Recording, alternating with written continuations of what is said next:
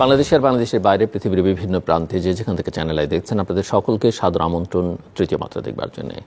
সাম্প্রতিক নানা বিষয় নিয়ে আলোচনার জন্য আমার সঙ্গে স্টুডিওতে রয়েছেন, আমার বসা আছেন বাংলাদেশ জাতীয়তাবাদী দল বিএনপির ভাইস চেয়ারম্যান সাবেক সংসদ সদস্য শামসুজ্জামান দুদু, এবং আমার ডানে রয়েছেন ঢাকা বিশ্ববিদ্যালয়ের লোক প্রশাসন বিভাগের অধ্যাপক এবং Janipop chairman professor doctor Nazmul Hasan Kalimullah. আপনারা জানেন যে প্রফেসর ডক্টর নাজমুল হাসান কলিমুল্লাহ এর আগে একাধিক বিশ্ববিদ্যালয়ের বিভিন্ন গুরুত্বপূর্ণ দায়িত্ব পালন করেছেন, প্রোপাচার্য উপাচার্য সহ নানাবিধ দায়িত্ব পালন করেছেন। স্বাগত আপনাদের দুজনকে তৃতীয় মাত্রায়।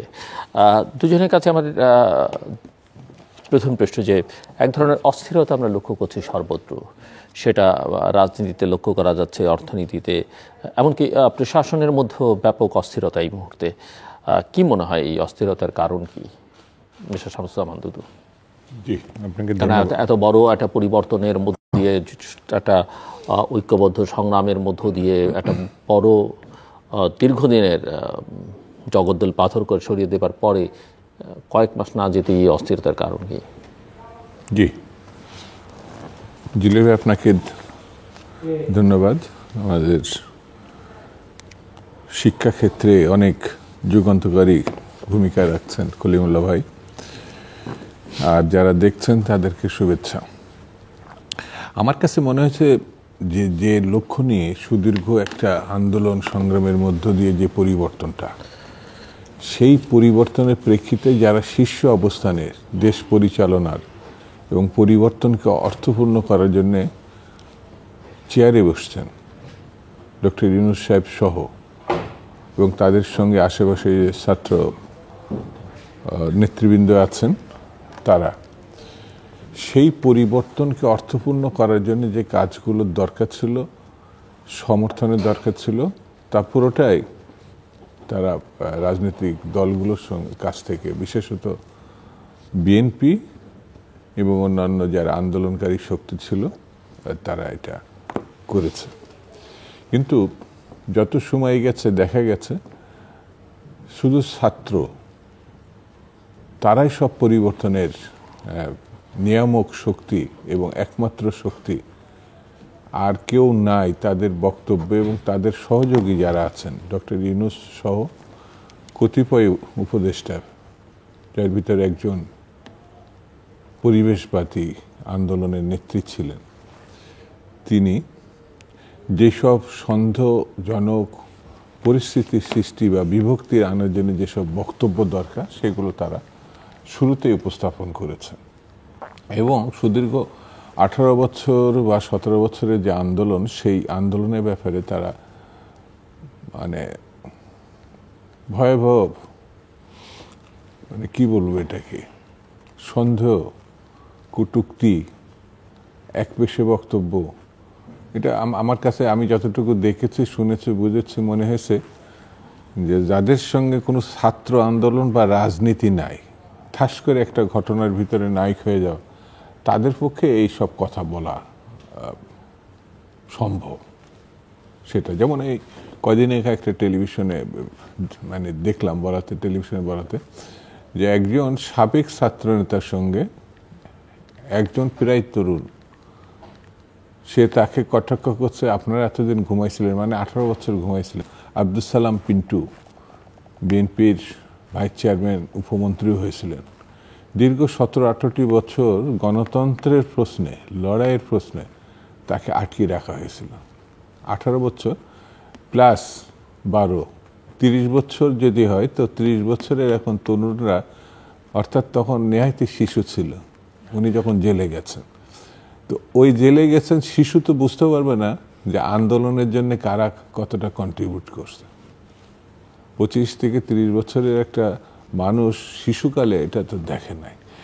এই না দেখার, না বোঝার, না জানার ঘটনাটা এখন বড় হিসাবে দেখা দিয়েছে। যেমন শেখ হাসিনা তার শাসনকালে নির্বাচন এবং প্রতিষ্ঠানগুলো, প্রয়োজনীয় প্রতিষ্ঠানগুলো তা নিশ্চিহ্ন করে ফেলেছে, ধ্বংস করে ফেলেছে। মানুষ তার পছন্দের প্রার্থীকে বা ভোট দিতে চায়, যে জিতুক আর না জিতুক, সে তার ভোট দিতে, সেই ভোটটা গত 3টা নির্বাচনে একেবারেই শূন্য অবস্থানে ছিল। এটা একটা ঘটনা আমাদের দেশে। অথচ এখন ভোটের কথা বললে কেউ কেউ গণশত্রু, যারা ভোটের কথা বলছে তাদেরকে গণশত্রু হিসেবেও চিহ্নিত করতে অসুবিধা হচ্ছে না।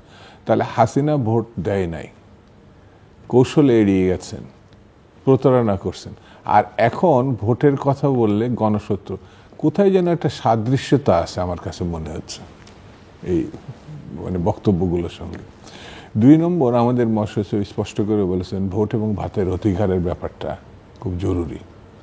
তো ভোট তো মানে একটা মোয়া ঝুলাই দিছে কি সংস্কার, এই মোয়াটা এমনভাবে ঝুলাই দিছে যে সংস্কার কি জিনিস দেশবাসী জানে না, সাধারণ মানুষ জানে না, কিন্তু প্রতিনিয়ত সংস্কার 4 মাস কিন্তু চলে গেছে। ভাতের যে কি ক্রাইসিস, এখানে কোনো জবাবদিহিতা নাই। রীতিমতো যে সিন্ডিকেটটা ছিল মানে শেখ হাসিনার সময়, সেই সিন্ডিকেটটাই কাজ করছে। সিন্ডিকেট ভাঙার প্রশ্নে হাসিনার যারা উপদেষ্টা, মন্ত্রী, সহযোগী, তারা যে কথা বলেছে এটা ভাঙা যাবে না, খুব কঠিন ব্যাপার। এখনও কোথায় যেন একই কথার প্রতিধ্বনি হচ্ছে। পরিবর্তনটা কি? ভোটও নাই, ভাতও নাই। স্বাভাবিক কারণে মানুষের প্রত্যাশা ছিল একটা পরিবর্তনের। আমার কাছে মনে হয়েছে সেই পরিবর্তনটা 4 বছরে ফিকে হয়ে গেছে। সেই স্বপ্ন কোথায় যেন মানে ছন্নছাড়া হয়ে গেছে। আমার কাছে মনে হয়েছে ডক্টর ইউনূস, উপদেষ্টা মণ্ডলী, সমগ্র রাজনৈতিক দলগুলো সমর্থনে যে কাজটা করতে পারতেন, তিনি সিরিয়াসলি সেটা বোধহয় ভাবেনও না, সেটা সেভাবে এগিয়েও নেন নাই। সেই জন্যে ভোট কবে হবে, কোন মাসে হবে, কোন বছরে হবে বলে দেওয়া হয়নি, কিন্তু যে 25-এর মধ্যেই করতে হবে বলে দেওয়া হয়নি, কিন্তু নভেম্বরেই করতে হবে বলে দেওয়া হয়নি, 1 নভেম্বর বলা হয়নি। কিন্তু সরকার কোথায় যেন একটা মানে জানি না তার অসুবিধাটা কি, সে মানে ভোটের ট্রেন রওনা দিছে, স্টার্ট করছে, ডক্টর ইউনূস বলেছে, তো গন্তব্য কোথায়, স্টেশনটা কোথায় বলেননি। কেউ যদি বলে, আমি তো সেনাপ্রধানকে ধন্যবাদ দিব, উনি শুরুতেই আজ থেকে 2 মাস আগেই বোধহয় উনি বলে দিছিলেন 18 মাস বা 15 মাসের মধ্যে হবে। সেনাপ্রধানের কাছে আমরা প্রত্যাশা করিনি, সরকারের কাছে করছিলাম, কিন্তু সেনাপ্রধান যেমন হাসিনার উপরে সমর্থন প্রত্যাহার করে নিয়ে তিনি তার চারিত্রিক বৈশিষ্ট্য জাতির সামনে তুলে ধরেছিলেন, ঠিক তেমনি নির্বাচন তিনি চান, কতদিনের মধ্যে চান সেটাও তিনি কিন্তু ব্যাখ্যা করছেন। এই কথা বলার পরেই ডক্টর ইউনূস সাহেবের একজন সহযোগী বললেন উনি এই কথাটা বলতে পারেন না, শেষ কথাটা ডক্টর ইউনূসই বলবেন। কিন্তু কি কথা উনি বলেননি, মানে যেটা আমি আমি আমি পত্রপত্রিকায় বা বিভিন্ন জায়গায় দেখেছি, ডক্টর আসিফ নজরুল একই কথা যখন বললেন, পরের দিনই তিনি, জানি না চাপের মধ্যে কিনা, যে না, শেষ কথাটা ডক্টর ইউনূসই বলবেন।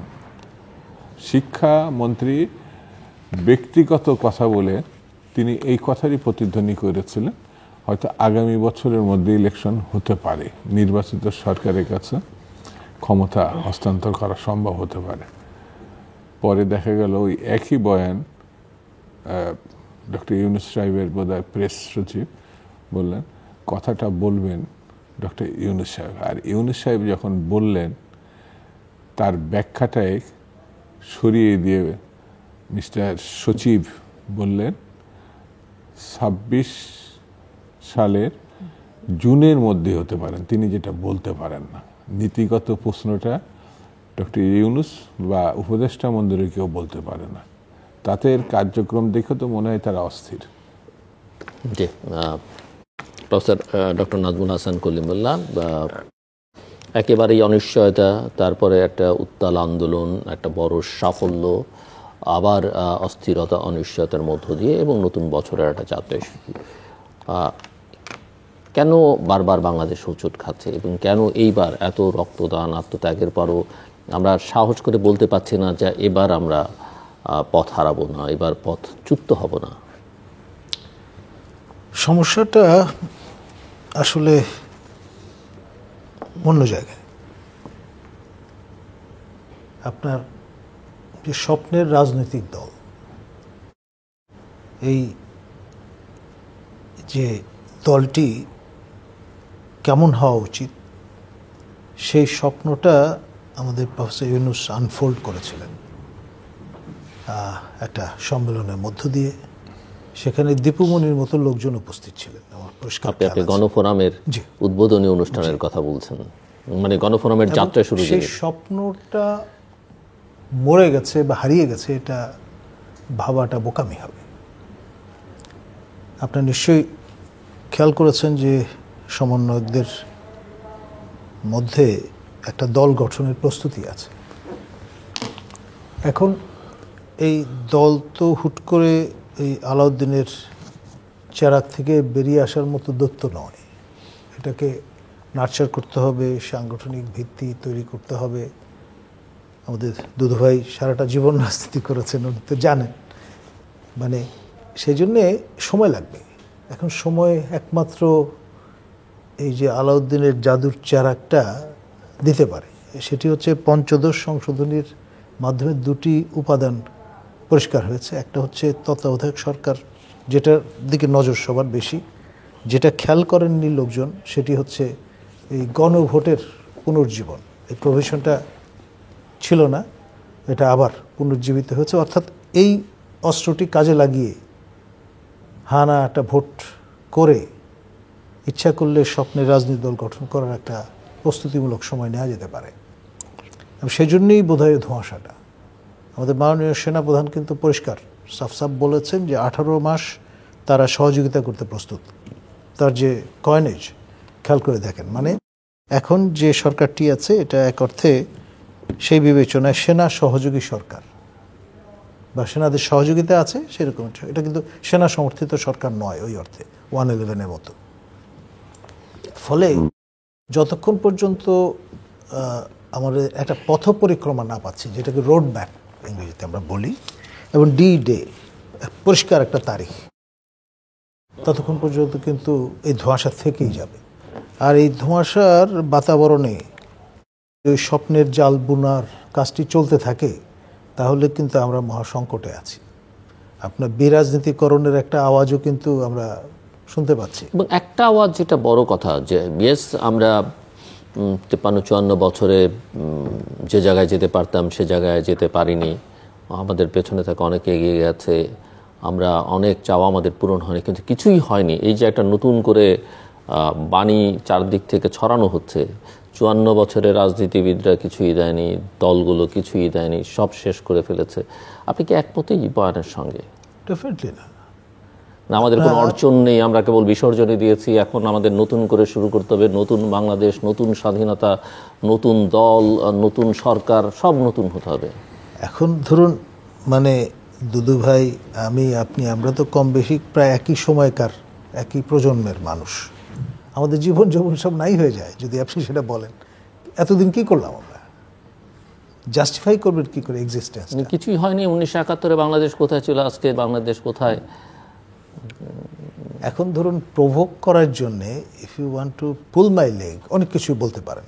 আমি তখন ক্ষুব্ধ হয়ে রাইট ফ্রেম অফ মাইন্ডে কথা বলবো। বিএনপি দিয়ে কিচ্ছু হবে না, এই দল দিয়ে কিচ্ছু হবে না, ও খারাপ। এখন সেইভাবেই চিন্তা করলে তো -4-এর দিকে যেতে হবে। অর্থাৎ -2 তো হয়ে গেছে, বাকি আছে বিএনপি আর জামাত। এখন তাদেরও যদি আপনি অপসারিত করতে পারেন এই সিনারিও থেকে, তাহলে পুরো ফাঁকা মাঠ, আপনি একা গোল দেবেন এবং আপনার গোলকার পার্টির মতো একটা পার্টি বানিয়ে ইন্দোনেশিয়ায় যেই এক্সপেরিমেন্টগুলো হয়েছিল সেটা দিকে আগানো যেতে পারে। কিন্তু বাংলাদেশ তো ইন্দোনেশিয়া না। আর আপনার আমাদের জিওগ্রাফিক, কম্বোডিয়া তো ডেফিনেটলি, এবং আমাদের যে জিওগ্রাফিক রিয়ালিটি সেটা কিন্তু আপনাকে মনে রাখতে হবে। এটা মথ ইটেন ট্রাঙ্কুলেটেড একটা মানচিত্র যেটার মধ্যে আমরা অপারেট করছি। এখন সেটা আমরা সম্প্রসারণের চিন্তা ভাবনা করছি। আমাদের একজন মাননীয় উপদেষ্টা, তিনি তো 2 ঘন্টার জন্য একটা স্ট্যাটাস দিয়ে মোটামুটি ম্যাপ ট্যাপে এঁকে দিয়েছেন। আমাদের রিজভী ভাই হয়তো আপনার রূপক অর্থে সে নবাবের, যে নবাব সিরাজউদ্দৌলা সিনেমার আনোয়ার হোসেনের মতো হয়তো সেই বাংলা বিহার উড়িষ্যার উপাখ্যান টেনেছেন, কিন্তু ম্যাপ আঁকার চেষ্টা তো করেননি। যেটা ডেফিনেটিভলি 2 ঘন্টার জন্য দেওয়া মানে কি আপনি ওই রকম একটা পদে থেকে শপথ গ্রহণ করে করতে পারেন কি, সেই প্রশ্নটা কিন্তু প্রতিবেশী দেশ থেকে তোলা হয়েছে। এবং এটা আশ্চর্য হওয়ার কিছু, কারণ তাদের ভৌগোলিক, রাষ্ট্রীয়, রাজনৈতিক অখণ্ডতার প্রশ্ন জড়িত।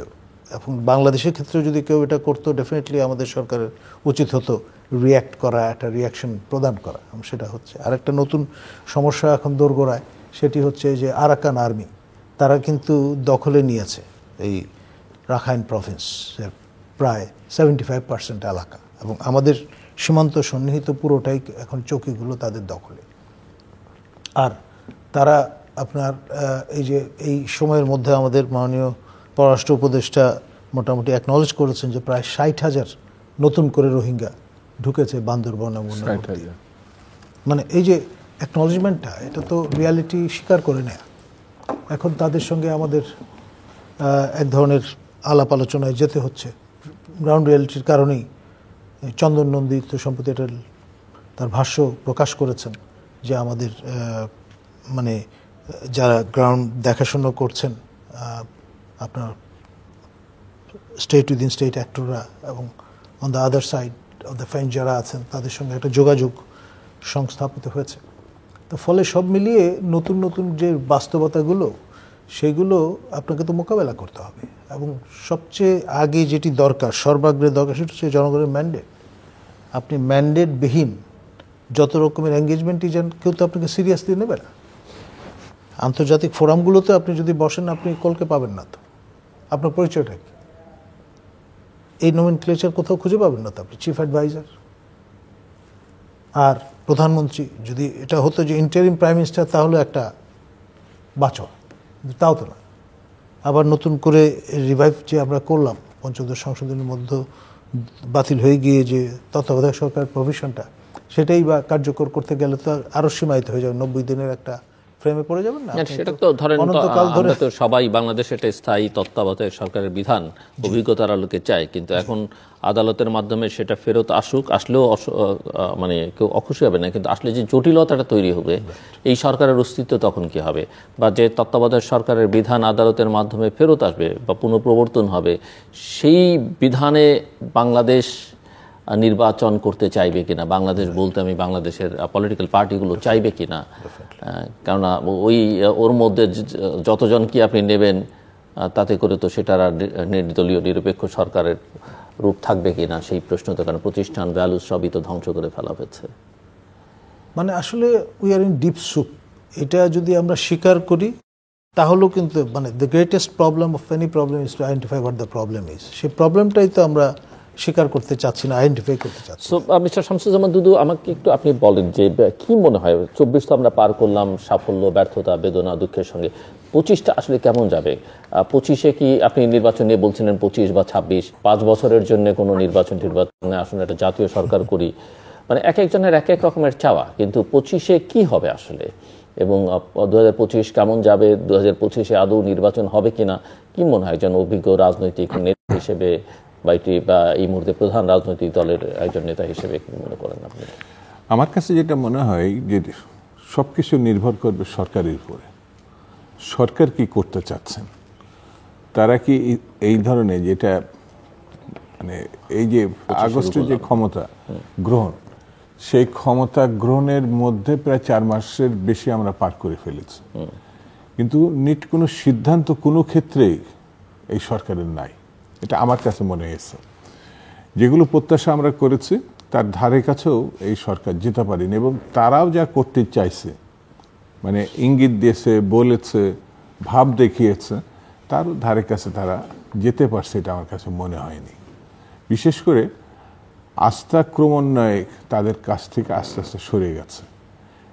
এটা হলো 24-এর ঘটনা বলছি। যেমন সম্ভাবনা তৈরি হয়েছিল, স্বপ্ন যেভাবে দেখা শুরু করেছিল মানুষ, ওই যে একটু আগে বললেন না, কেউ কেউ অতি উৎসাহী হয়ে নতুন স্বাধীনতার স্বপ্ন দেখছিল, যে 24টা নতুন স্বাধীনতা। 71 তো 71 নতুন স্বাধীনতা, নতুন দেশ। কেউ কেউ তো বলছেন যে বাংলাদেশ 16ই ডিসেম্বর বিজয় হয়েছে, সেটাই মানেন না। মানে আমার কাছে মনে হয়েছে যে যারা 71 সম্বন্ধে জানেই না, যুদ্ধ, লড়াই, রক্ত, শহীদ, এই জায়গাটাই তো 71 না। এটা একটা সুদীর্ঘ কাল ছিল, যে লড়াই সংগ্রাম করতে করতে সর্বশেষ আঘাতটা হচ্ছে যুদ্ধ, মানে 71-এর মুক্তিযুদ্ধ। সেই জায়গায় নানান দল, নানান শ্রেণী পেশা, নানান দৃষ্টিভঙ্গি থাকলেও একটা জায়গায় কিন্তু একমত ছিল, সেটি হচ্ছে যে স্বাধীনতা। এই জায়গাটার সম্বন্ধে যাদের কোনো বিচার বিশ্লেষণ, অনেকে তো সেই সময় জন্মাই নাই, তারা আবার ওইটা এমনকি ওটাকে মূল্যহীন হিসাবে দেখে 24টাকে তারা মনে করছে এটার নতুন স্বাধীনতা। কেউ কেউ বলল সংবিধানটাকে আমরা ছুঁড়ে ফেলে দেব, সংশোধনও না, জানেই না তারা সংবিধানের অর্থ, সংবিধান কিভাবে প্রণীত হয়েছে, কিভাবে এটা সংস্কার হতে পারে, কিভাবে পার্লামেন্টের নির্বাচনের মধ্যে দিয়ে কী ঘটতে পারে, কোনো ধারণা নেই।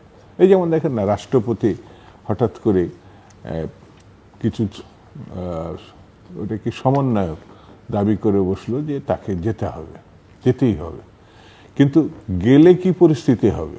আলটিমেটাম তো দেওয়া হয়েছিল 48 ঘন্টা বা এরকম সময়। মানে আমার কাছে মনে হয়েছে, আমরাও একসময় তরুণ ছিলাম, তো আমরাও এরশাদ বিরোধী আন্দোলন করেছি, আপনারা ছিলেন, সবাই ছিল। সেই সময় কালটা আমরা যেভাবে ভাবতাম, হ্যাঁ আমরাও অনেক মানে কি বলবো, তরুণের যে সাহস, না মানার যে ব্যাপার, কিন্তু আজকের যে ভঙ্গিমা, আজকের যে উক্তি, আজকের যা বডি ল্যাঙ্গুয়েজ, আমার কাছে মাঝে মাঝে আমি খুব বিস্মিত হই। সব মিলিয়ে যে টোটাল সংস্কৃতি, টোটাল রাজনীতি, টোটাল ইতিহাসটাকে বিস্মৃত হওয়া। এবং সবচেয়ে বড় আমার কাছে মনে হয় যে যেটা সবচেয়ে খারাপ দিক, সেক্ষেত্রে কোথাও কোনো রেসপেক্ট নাই একেবারে।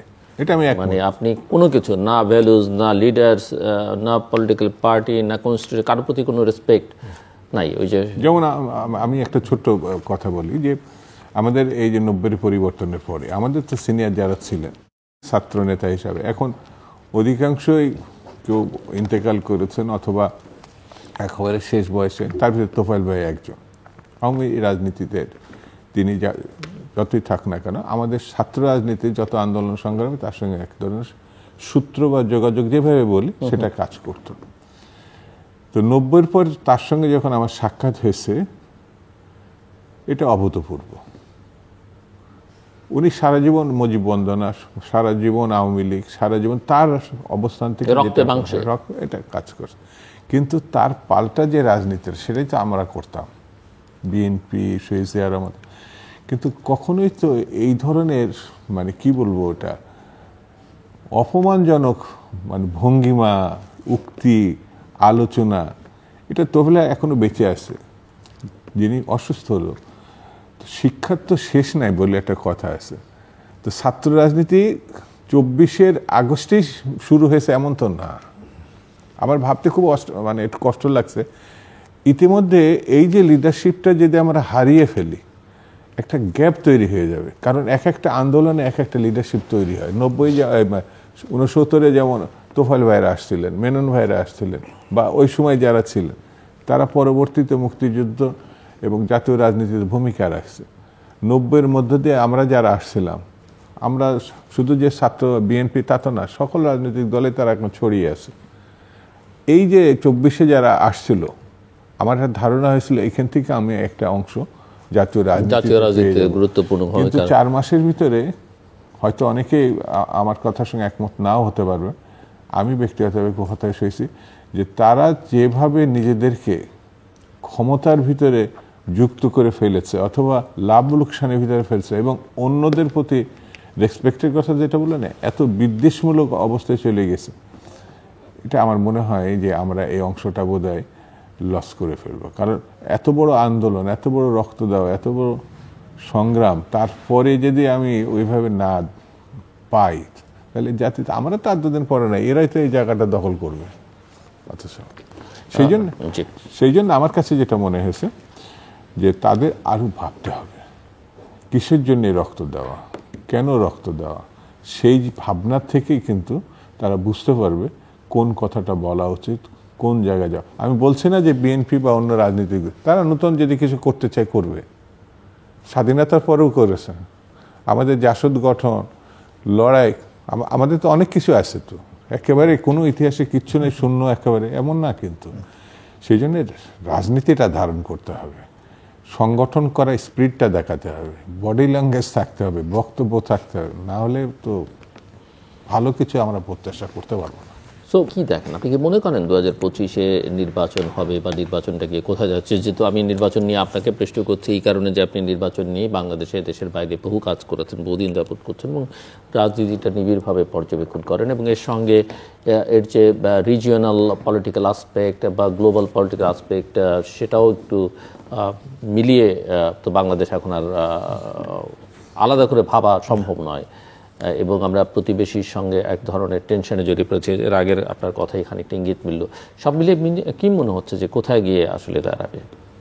এক ধরনের আনচার্টার্ড টেরিটরি বল না, নেভিগেশন পার্সপেক্টিভ ওইরকম একটা জিনিস আমি যেটা লক্ষ্য করি, যেমন প্রতিবেশীদের কথা বা ভারতের কথা যখন আলোচনা আসি, ভারতের সঙ্গে এক ধরনের টেনশন টানাপোড়েন আমাদের দেখা যাচ্ছে। পুরো জাতিগতভাবেই এটা তৈরি হয়েছে এখন, এটা দায় প্রধানত ভারতের। কিন্তু ভারত শেখ হাসিনাকে আশ্রয় দিয়েছে, আওয়ামী লীগের বিদায় তারা বেদনার্ত, অ্যাকসেপ্ট করতে পারছে না পরিবর্তনটা, এটা যেমন ঠিক।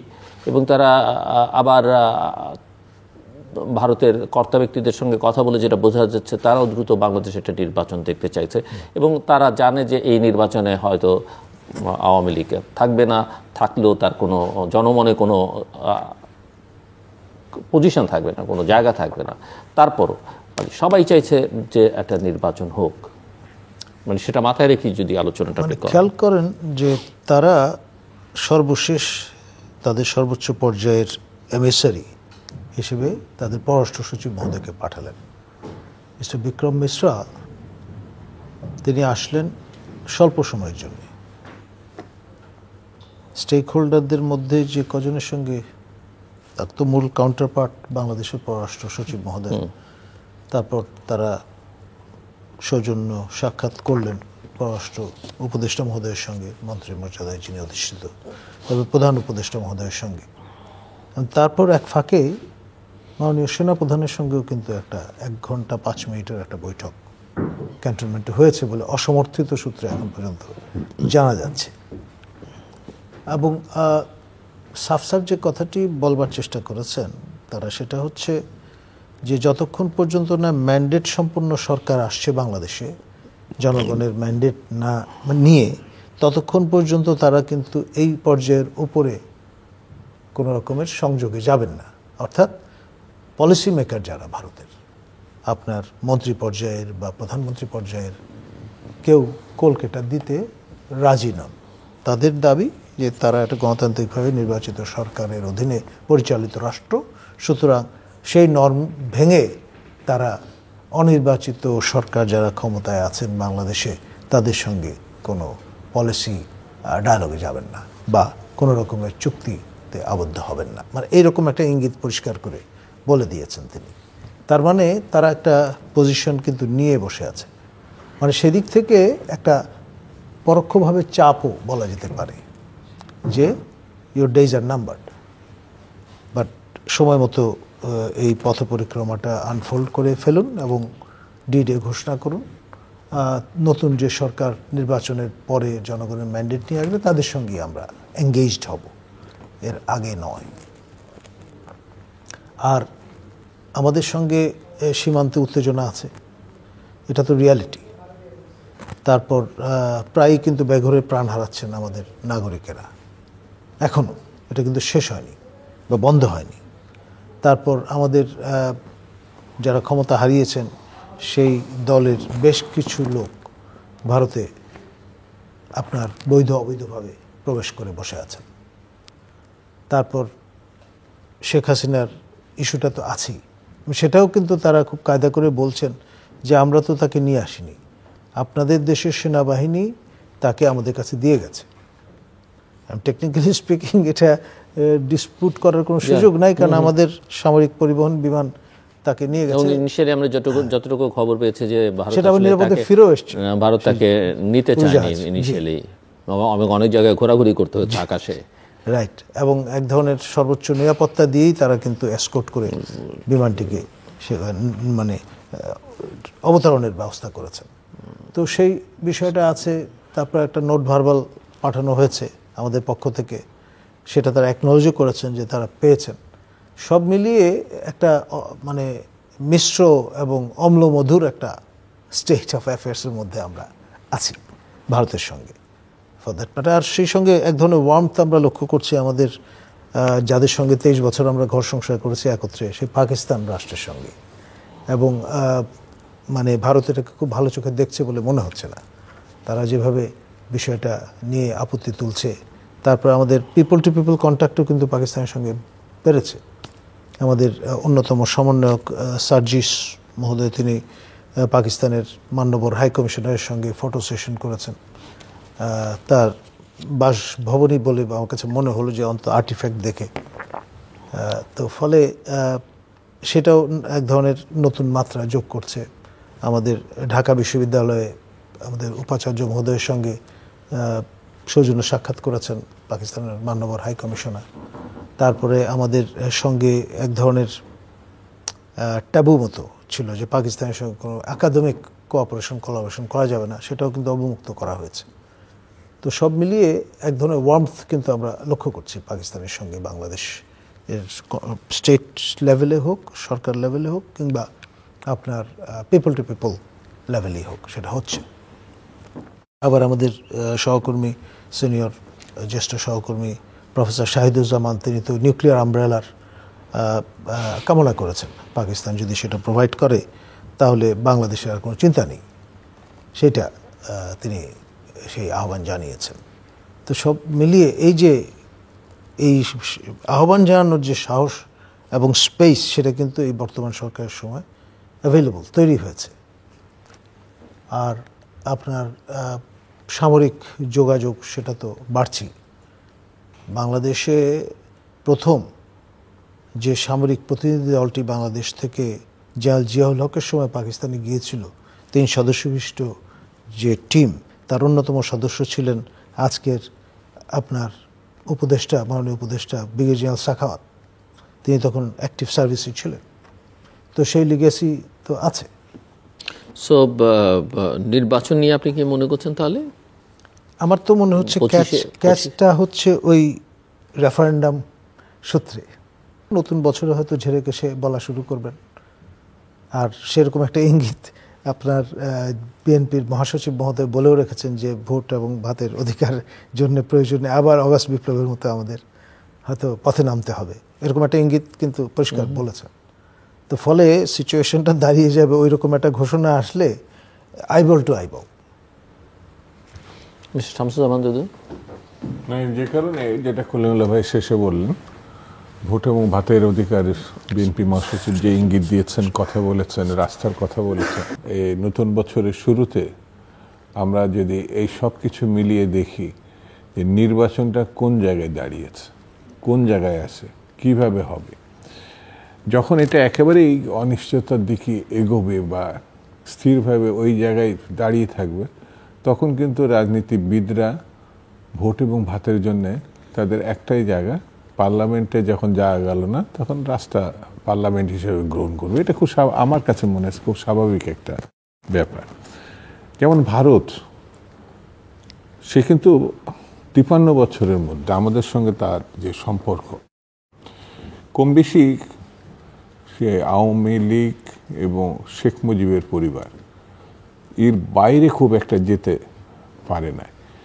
এখন যেমন এটা যেটা খলিলুল্লাহ ভাই আপনি উল্লেখ করলেন যে এখানে একটি স্টেবল গভর্নমেন্ট বা যেটা নির্বাচিত সরকার আসলে তার জন্য সুবিধা, সে কিন্তু এই সুদীর্ঘকালের যে শাসন, সর্বশেষ 16 বছর বা 15.5 বছর যাই বলি না কেন শেখ হাসিনা, এটা কোনো গণতান্ত্রিক সরকার না, নির্বাচিত সরকার না। অর্থাৎ আমরা দেখেছি এক দলের সরকারের সঙ্গে যখন বাকশাল ছিল বা 73-তে ভোটারবিহীন নির্বাচনই বলবো, সেই সময় শেখ মুজিবের সঙ্গে তাদের কাজ করতে অসুবিধা হয়নি, সামরিক সরকারগুলোর সঙ্গেও তাদের অসুবিধা হয়নি। সেই জিয়া রহমানের অথবা এরশাদের সময় আমার কাছে মনে হয়েছে অসুবিধা হয়নি। নির্বাচিত সরকার হলেই তার সুবিধা এমন না। তবে আমার এই ক্ষেত্রে অবজারভেশন যে পররাষ্ট্র সচিব 4 মাসের ভেতর প্রথম এই দেশে আসা মানেই হচ্ছে, আমার কাছে মনে হয়েছে যে সে অন্য একটি দরজা খুলতে চাচ্ছে। ভারত যে কোনোভাবে মনে হয়েছে এখন ঘরে বসে থাকলে কোনো কাজ হবে না, অর্থাৎ ঘরের দরজা তাকে খুলতে হবে। ভারতের ভিসা বাংলাদেশ বন্ধ করেনি, অর্থাৎ বাংলাদেশ ভারতের খানিকটা ইগো প্রবলেম কাজ করেছে আমার যেটা মনে হয়। হ্যাঁ, আমি একমত আপনার সঙ্গে। Just ego. হ্যাঁ, ইগো মানে ওই যে বিগ ব্রাদার সুলভ যে দৃষ্টিভঙ্গি, বড় দেশ, হ্যাঁ, এবং ওই অ্যাটিচিউডটা তার যে ডেভেলপ করেছে সেই জন্য তাকে পুরো দায়ী করেও লাভ নেই, কারণ সেটা আমরাও অনেকখানি সুযোগ করে দিয়েছি। যেমন আমার কাছে মনে হয়েছে জিলু ভাই, সে এই দেশ থেকে হিন্দু নির্যাতিত হচ্ছে, এবং অনেক আগেই সে কিন্তু বলেছিল যে হিন্দুরা যখনই যাবে ওই দেশে তাকে সে নাগরিকত্ব দেবে। হ্যাঁ, হিন্দু কার্ড খেলে তারা এখন 2টা ইলেকশনে আসে, একেবারে ধর্মান্ধ একটা গোষ্ঠী তারা ক্ষমতা আছে।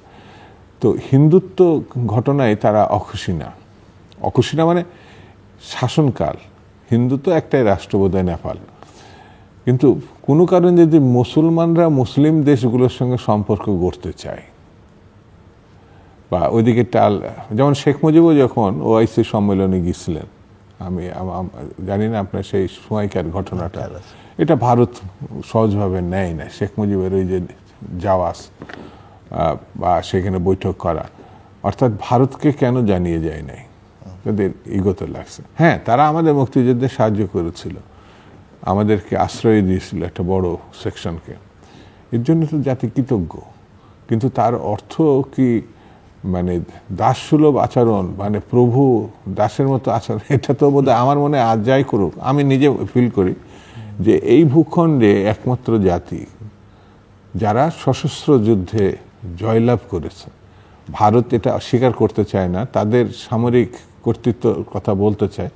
হ্যাঁ, তারা সামরিক দিকে সাহায্য করছে, কিন্তু বিজয় বাংলাদেশের জনগণের মুক্তিযুদ্ধের, এই জন্য বীরের জাতি আমি মনে করি। এমনকি ভারতও একটি মানুষ যে, যেমন এইদিকে শেখ জিয়া রহমান, ওইদিকে সুভাষচন্দ্র বসু যুদ্ধ করতে চেয়েছিলেন, উনি সফল হননি, কিন্তু উনি যুদ্ধ করতে চেয়েছিলেন। মিস্টার গান্ধী বা মিস্টার নেহেরু, এমনকি মিস্টার জিন্না, এরা যুদ্ধের মধ্যে যেতে চাননি। কিন্তু সেই কারণে বাঙালিরা একবার পারে নাই, যেটা হচ্ছে ভারতবর্ষের মধ্যে মিস্টার সুভাষচন্দ্র বসু, কিন্তু শেখ জিয়া রহমানের আহ্বান এবং যুদ্ধে অংশগ্রহণ, এটা সফল হয়েছে। এই দৃষ্টিভঙ্গি যদি মেনে নিত ভারত, তাহলে বুঝতে পারতো, আমার ধারণা, যে অনেক কিছু সহজে মীমাংসা যোগ্য ছিল। হ্যাঁ, তারা পছন্দ করে শেখ হাসিনাকে, আওয়ামী লীগকে, পুরোটাই তো এখন আওয়ামী লীগ, ওই কি ভারতে রেখে দিক, তারা দিয়ে গেছে, আমরা নিতে চাই নাই বলছে না। আমরা তো এখন দাবি করছে এই যে বোধহয় অপরাধ এখন ফেরত দিয়ে দিক, অসুবিধা কি? তারা নিতে চায়নি, আমরা দিয়ে আসছি, আমাদের সেনাবাহিনী দিয়ে আসছে। হ্যাঁ, এটা সত্য, দিয়ে আসছে। এটা যদি তারা অপরাধ মনে করে, তা এখন তো আমরা চাচ্ছি, এখন দিয়ে দেওয়া। আমার কাছে মনে হয়েছে যে তারা মানে ভারত যা মনে করবে সেটি সত্য বলে তারা মনে করে, তার বাইরে অন্য কোনো সত্য আছে এটা আমার কাছে মনে হয় না। এই যেটা জুলি হয়ে বললেন, এক ধরনের কর্তৃত্ব, অহমিকা, দৃষ্টিটা একটা মায়োপিক আমার কাছে মনে হয়েছে। এমনকি আমি আরেকটা প্রসঙ্গে বলি, ভারত বিভক্ত হয়েছে কিন্তু মুসলমানদের জন্য না। আমি আমার যেটা অবজারভেশন, বাংলা ভাগ হয়েছে কিন্তু তাদের কারণে। হ্যাঁ, এই যে মিস্টার গান্ধী কিন্তু একসময় মিস্টার জিন্নাকে তো বলছে যে হিন্দু মুসলিমের ঐক্যের দূত, সেই জিন্নাই কিন্তু শেষ পর্যন্ত বাধ্য হয়েছে তাদের। কারণ আমরা তো বড় এলাকার মানুষ, ব্রাহ্মণ, আমি সব হিন্দুকে বলছি না, ব্রাহ্মণরা এমন একটা মানে ভূমিকা রাখে, অর্থাৎ মুসলমানদের ছায়াও যদি নাকি পড়ে তাহলেও নাকি গঙ্গে স্নান করা লাগে। তাদের ভিতরে অনেক শ্রেণী বিভক্তি আছে, মানে বর্ণ প্রথা আছে। সেই জায়গাটা তো 47-এর আগের কথা ভাবলে বোঝা যাবে। যেমন আমার মানে মরহুম পিতা একবার বলেছিল যে আমার 71-এর পরে, উনি ক্যালকাটা ইউনিভার্সিটির ছাত্র ছিলেন, তোমরা একসঙ্গে ঘোরো নাই, দেখো নাই অনেক কিছু। আমরা তো কলকাতা এখন, উনি কিন্তু ঢাকাকে কখনো মানে শহর বা রাজধানী এটা মানতে পারেননি। মানে বাংলাদেশ স্বাধীন হওয়ার পরও উনি মনে করতেন কলকাতায় তার কারণ ওখানে পড়াশোনা করছেন, ওনারা দেখছেন কসমোপলিটন সবকিছু বুঝতেন। কিন্তু বাস্তবতাটা কি, সুনীল গঙ্গোপাধ্যায় বলছিল যে বাংলা যদি বেঁচে থাকে তো ঢাকাতে বা বাংলাদেশে বেঁচে থাকবে, এটা আমি যতটুকু জানি। তো সেই কারণে ভারতের উচিত আমার কাছে মনে হয়, বাংলাদেশে এটা বললে হয়তো ওরা জানলে হয়তো তারা অখুশি হবে, গণতন্ত্রের প্রশ্নে, লড়াইয়ের প্রশ্নে, স্বাধীনতার প্রশ্নে বাংলাদেশের কাছ থেকে শিক্ষার ব্যাপার আছে। গণতন্ত্র তাদের কাছে শিক্ষা নেই এখনো পর্যন্ত। ধরেন এখন স্টিল না, এই পর্যন্ত যাকে তারা আশ্রয় দিয়ে রেখেছে সে হলো গণহত্যারকারী। মানে যেভাবে আমি ব্যাখ্যা করে নেই, এত বড় সীমাহীন লুণ্ঠনকারী বাংলাদেশে আপনি দ্বিতীয়টা, হ্যাঁ অনেকে অনেক কিছু হয়তো সরকারের সময় কিছু কিছু খুঁজে পাওয়া যাবে, কিন্তু এই সীমাহীন লুণ্ঠনকারী, মানে এই দুটি প্রশ্নও তিনি এই দেশ থেকে ওখানে আশ্রয় নিয়ে বাংলাদেশকে তিনি ছোট করেছেন। কারণ এর আগে কখনো কোনো শাসক ব্যর্থ হলো, পতন হলো, পালায় যায় নাই, তিনি সেটা করছেন, এটা আমার কাছে মনে হয়েছে। এরপরে ভারত তাদেরকে আশ্রয় দিয়ে যৌক্তিক কোনো কথা বলতে পারে নাই। যিনি একটি মানবিক বা গণতান্ত্রিক বা এইভাবে না, তিনি আকার ইঙ্গিতে বলার চেষ্টা করছে। যখন বিশ্ব খায় নাই তখন এটা থেকে সরছেন। প্রথমে তো নির্বাচিত প্রধানমন্ত্রী বলতে চাইছেন, আমার কাছে আকার ইঙ্গিতে এটা চেষ্টা, কিন্তু শেষ পর্যন্ত সেটা দেখছে যে এটা কেউ নেয় না। কারণ একমাত্র ভারত ছাড়া পৃথিবীর আর কোনো রাষ্ট্র আমার চোখে পড়েনি যে তাকে সমর্থন করেছে। বরঞ্চ তার পতনের 3 দিনের মাথায় রাশিয়া তার অবস্থান পরিবর্তন করছে। রাশিয়া তো তার সমর্থক ছিল। ঠিক শেখ মুজিবের মৃত্যুর পরে আমি যতটুকু মনে পড়ছে স্মৃতিতে, 24 ঘন্টার মধ্যে ইন্দিরা গান্ধী বলেছিল এটা বাংলাদেশের আভ্যন্তরীণ ব্যাপার, তিনি এটা মন্তব্য করেছিলেন। এবং 48 ঘন্টার মধ্যে সেই সময় সম্ভবত যে রাষ্ট্রদূত ছিলেন সমর সেন কিনা, উনি একটু খন্দকার মোস্তাকের থেকে একটু লম্বা ছিলেন, আমার সেই ছবি দেখা বুকে জড়িয়ে ধরে ফার্স্ট পেজে ইত্তেফাকের ছবি প্রকাশ করেছিল। কিন্তু এই জায়গাটা এসে আমার কাছে মনে হয়েছে ভারত তার সিদ্ধান্ত নিতে ব্যর্থ হয়েছে। মিস্টার শামসুজ্জামান দুদু, আপনাকে এই জায়গায় একটু থামাই এবং থামিয়ে আবার আপনার কাছে আসছি। আপনাদের আমরা ফাইনাল রাউন্ড এবং আপনাদের দুজনের কাছে আমার প্রশ্ন যেটা প্রফেসর খলিমুল্লাহর কাছে আমি বলছিলাম যে বর্তমান বিশ্ব বাস্তবতা আমরা সবাই স্বীকার করব যে আমরা ভূ রাজনীতির বিষয়টাকে, ভূ অর্থনীতির বিষয়টাকে অ্যাভয়েড করে আইসোলেটেড ওয়েতে টিকে থাকা সম্ভব নয়। এই পরিস্থিতিতে আসলে বাংলাদেশের পররাষ্ট্রনীতি, কূটনীতি বা কূটনৈতিক সম্পর্কটা আসলে কি হওয়া উচিত, যার সঙ্গে আমাদের অভ্যন্তরীণ অর্থনীতি, রাজনীতি সবটাই জড়িয়ে আছে, এবং যেখানে আমরা লক্ষ্য করছি মানে আমাদের পলিটিক্সটা কি আজকে যে প্রবণতাটা প্রধান হয়েছে অ্যান্টাই ইন্ডিয়ান হবে নাকি আমরা প্রো বাংলাদেশি হব। পাকিস্তান ইন্ডিয়াকে কাউন্টার করতে গিয়ে যেভাবে একটা শো অফ করা হচ্ছে, দেখানো হচ্ছে যে আমরা অনেক বেশি পাকিস্তানের ইয়ের মধ্যে ঢুকে যাচ্ছি, সেটা আসলে কতটা বাস্তবসম্মত বা সেটা আসলে কি বাংলাদেশকে দিবে সেটা একটা দিক। চীনের সঙ্গে সম্পর্কটা কি হবে, যুক্তরাষ্ট্র বা পশ্চিমা দেশগুলোর সঙ্গে সম্পর্কের মাত্রাটা কি হবে, এবং রোহিঙ্গা ইস্যুটা আপনি উল্লেখ করছিলেন পররাষ্ট্র উপদেষ্টার বরাত দিয়ে, এরকম যেসব সমস্যাগুলো আছে যেটা বাংলাদেশের অভ্যন্তরীণ সমস্যা নয়, বহির্বিশ্বের সঙ্গে সম্পর্কের সূত্র ধরে সেই সমস্যাগুলোর সমাধান আসলে বাংলাদেশের কি করা উচিত, কি হওয়া উচিত? মানে এই অন্তর্বর্তীকালীন সরকার, সাধারণভাবে আমরা নাগরিকরা, সিভিল সোসাইটি এবং ভবিষ্যতে যারা ক্ষমতা আসবেন তাদের জন্য কি হওয়া উচিত সকলে বললাম। দেখুন জাস্ট 4 মিনিট মানে বাস্তবতা যেটা, সেটা হচ্ছে আমরা যতই সমন্বয়কদের বলতে শুনি যে নির্বাচন আয়োজনের জন্য এতগুলো লোক প্রাণ দেয়নি, তারা নতুন বাংলাদেশ দেখতে চেয়েছে, এরকম একটা ধারণা তারা দিচ্ছেন। কিন্তু এটা তো সাংঘর্ষিক নয়, ন্যূনতম সংস্কার অবশ্যই দরকার আছে। এবং সংস্কার তো ধরেন সবসময় দরকার, সংস্কার তো আপনি এই সরকার 5 বছর থেকে সংস্কার করে গেলে বাংলাদেশ আর ভবিষ্যতে সংস্কার হবে না, 10 বছর 15 বছর, ব্যাপারটা তো এরকম নয়। মানে বিষয় হচ্ছে যে এই যে সংস্কার কার্যক্রম করার জন্য আপনাকে তো ট্যাক্সপেয়ারের টাকা খরচ করতে হচ্ছে, এটার অ্যাকাউন্টেবিলিটি কোত্থেকে আসবে? মানে এই বিষয়টা কিন্তু উঠবে। আপনি ধরুন 10টা রিপোর্ট বানিয়ে দিলেন, জমা দিয়ে গেলেন, রাজনৈতিকভাবে যে সরকার গঠিত হবে জনগণের ম্যান্ডেটে তারা যদি মনে করে যে না আমরা এগুলো গ্রহণ করব না, ইটস নট বাইন্ডিং, আপনি তো কিছু করতে পারবেন না। তখন জাস্টিফাই করবেন কি করে যে টাকা পয়সাটা খরচ হলো, আপনি যে প্রলং করলেন আপনার রুল, সেটা সেই প্রশ্নটা কিন্তু আজ হোক কালো উঠবে। আর বিষয়টা এমন তো নাও হতে পারে যে আগে যারা শপথ নিয়ে এই ইন্টারিম গভর্নমেন্ট বা তত্ত্বাবধায়ক সরকারে এসেছিলেন, তারা আপনার অবলিভিয়ানে চলে গেছেন, তাকে নিয়ে কেউ ঘাটাঘাটি করছে না, কথাবার্তা বলছে না। এই গ্যারান্টি ক্লজ নাও তো থাকতে পারে। ভবিষ্যতে যদি দেখেন যে তাদেরও কেউ কেউ হেলমেট পরেছেন এবং আপনার ডকে উঠছেন, তখন এই বিষয়গুলোকে কীভাবে জাস্টিফাই করবেন, ওই প্রশ্নগুলো কিন্তু আসতে পারে। তো সেই জন্যে আমার মনে সময় থাকতে সাবধান হওয়া ভালো এবং প্র্যাকটিক্যাল হওয়া ভালো, এই ডাউন টু আর্থ হওয়া ভালো। এটা অত্যাবশ্যক, জরুরি, নিজেদের কল্যাণে, জনকল্যাণে এবং রাষ্ট্র স্বার্থে। মিস্টার শামসুজ্জামান দুদু, আমার কাছে মনে হয় আমাদের পররাষ্ট্রনীতির ক্ষেত্রে সকলের সঙ্গে বন্ধুত্ব, এই নীতি বাদ না দেওয়া।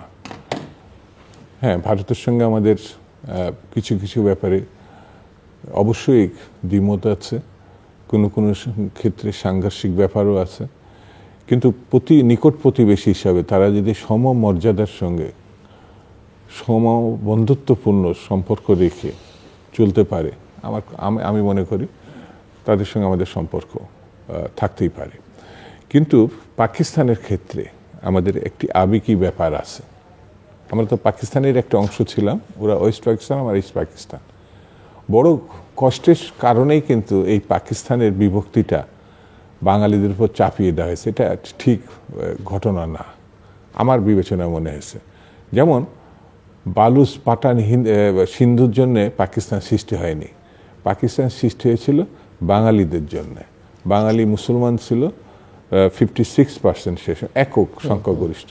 কিন্তু পাকিস্তান সৃষ্টির পর ইস্ট পাকিস্তানের জনগণের সঙ্গে আমাদের সঙ্গে যে ঘটনা তারা সংগঠিত করে সর্বক্ষেত্রে, শিক্ষা, শিল্প, রাজনীতি, এই যেমন কি 70 নির্বাচনে বিজয় লাভ একক সংখ্যাগরিষ্ঠ দল, তখন শেখ মুজিব বা আওয়ামী লীগ, ক্ষমতা দেওয়া হয় নাই।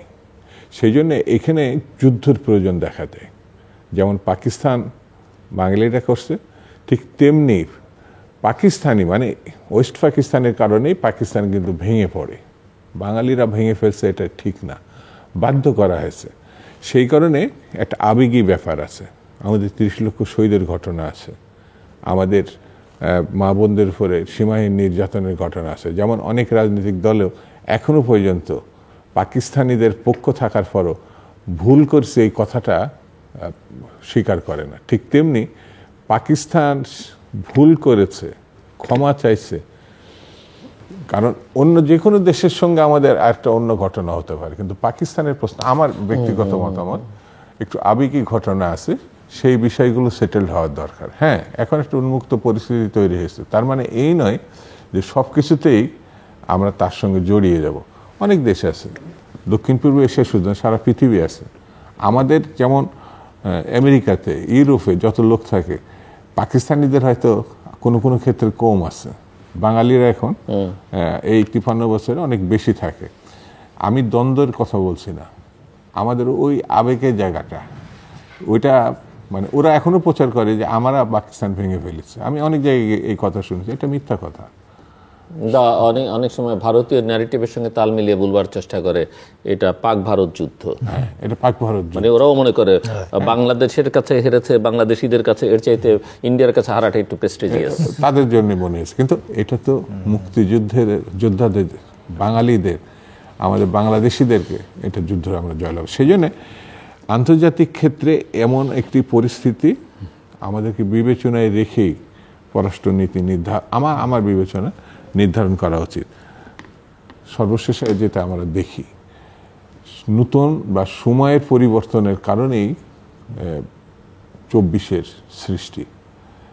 এই জায়গায় বিবেচনায় না রেখে যদি আমি মনে করি একটা গোষ্ঠী, একটা সম্প্রদায় এই ঘটনা ঘটিয়েছে, অর্থাৎ ছাত্ররাই শুধু ঘটিয়েছে, এখানে কিন্তু ছাত্র জনতা, তার মানে সমগ্র বাংলাদেশে এটা ঘটিয়েছে। সমগ্র রাজনৈতিক দল অর্থাৎ হাসিনা, আওয়ামী লীগ এবং তার সহযোগী দলগুলো 14 দল, এর বাইরে সমগ্র জাতি, যেমন মুক্তিযুদ্ধ, কিছু রাজাকার, কিছু মুনাফেক, কিছু পাকিস্তানের সমর্থক, এর বাইরে টোটাল বাংলাদেশ কিন্তু যুদ্ধ ছিল বলে আমি জানি। কারণ মুক্তিযুদ্ধের অস্ত্র, মুক্তিযোদ্ধাদের আশ্রয় দেওয়ার কারণে অনেক পরিবার ধ্বংস হয়ে গিয়েছে, ক্ষতিগ্রস্ত হয়েছে, নির্যাতন হয়েছে, হত্যাকাণ্ডের শিকার হয়েছে। সেই একই ঘটনা যদি এই 24-এর ঘটনা, সেই জন্য আমি যদি মনে করি যে কোনো গোষ্ঠীকেন্দ্রিক এই ঘটনা, তাহলে ভুল হয়ে যাবে, এটা ঠিক হবে না। সেই জন্য এটাকে ব্যবহার করার জন্য প্রথম একটি নির্বাচিত সরকার দরকার, যে কোনো সরকার, আমার কোনো সে ব্যাপারে প্রশ্ন নেই। মানুষের হাতে ক্ষমতা ফিরিয়ে দেওয়া, ফিরিয়ে দিলে আমার বিবেচনায় নির্বাচিত সরকার সফল হবে কি ব্যর্থ হবে সেই সরকার প্রমাণ করবে, কিন্তু মানুষের অধিকারটা ফিরিয়ে দেওয়া, এর কোনো বিকল্প আছে বলে, গণতন্ত্রের উত্তরণের জন্য নির্বাচনের কোনো বিকল্প আছে এটা আমার কাছে মনে হয় না। সেই জন্য এই পথে হাঁটা ছাড়া আমাদের কোনো বিকল্প পথ নাই। দর্শক, অনুষ্ঠানের শেষ প্রান্তে আমরা সামাজিক যোগাযোগ মাধ্যম ফেসবুক, এক্স এবং ইউটিউবে তৃতীয় মাত্রা লাইভ স্ট্রিম হচ্ছে, আপনারা দেখতে পারেন। টেলিভিশনের পর্দায় দেখতে না পারলে যে কোনো সময় যে কোনো স্থান থেকে ইউটিউবে তৃতীয় মাত্রা চ্যানেলটি সাবস্ক্রাইব করে পর্ব বা পুরোনো পর্বগুলো আপনারা দেখতে পারেন। প্রফেসর ডক্টর নাজমুল হাসান কুলিমুল্লাহ এবং মিস্টার শামসুজ্জামান দুদু, অসংখ্য ধন্যবাদ এই আলোচনা শোনার জন্য। দর্শক মণ্ডলী, আমার অতিথিরা বা দুই অতিথি 24 কেমন গেল, কিভাবে গেল সেটা বিশ্লেষণ করবার চেষ্টা করেছেন। বহির্বিশ্বের সঙ্গে, বিশেষ করে নিকট প্রতিবেশীর সঙ্গে সম্পর্কটা কেমন হওয়া উচিত সেটা আলোচনা করেছেন, এবং একই সঙ্গে 25-এ কী হতে পারে, কি হওয়া উচিত সেটা তারা আলোচনা করেছেন। এক কথায় যদি আমাকে বলতে বলা হয়, বাংলাদেশ এখন বিতর্ক আছে, সংস্কার না নির্বাচন, কোনটা আগে চাই, কোনটা দরকার। দুটোই দরকার, সংস্কারও দরকার, নির্বাচনও দরকার। কিন্তু কেউ যদি বলেন আপনাকে একটাই বলতে হবে, আপনি কোনটা চান, আমি বলবো, এবং আমি বিশ্বাস করি যে এটাই যৌক্তিক চাওয়া হবে সামগ্রিক বিবেচনায়, নির্বাচন। অবশ্যই এটি অবাধ, সুষ্ঠু, গ্রহণযোগ্য, অংশগ্রহণমূলক, শান্তিপূর্ণ, আন্তর্জাতিক মানসম্পন্ন নির্বাচন, এবং সেই নির্বাচন 2025-এই, 25-এর এটাই চাওয়া। Happy new year.